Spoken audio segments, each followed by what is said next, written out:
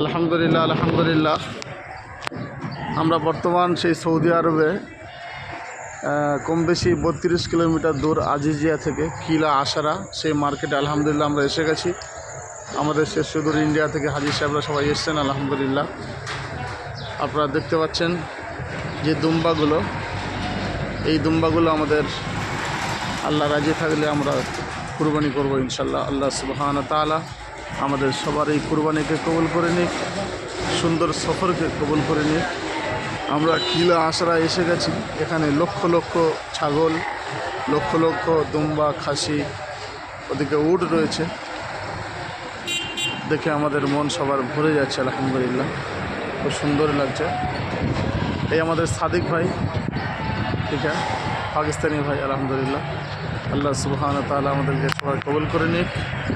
সারা বিশ্বের মুসলমানদের জন্য দোয়া করি যে তারা খুব তাড়াতাড়ি আল্লাহর মেহমান হিসেবে আল্লাহ সুবহানাহু ওয়া তাআলা এই সমস্ত জায়গাতে কবুল করে নেন, তার জন্য খাস করে আমরা দোয়া করবো ইনশাল্লাহ।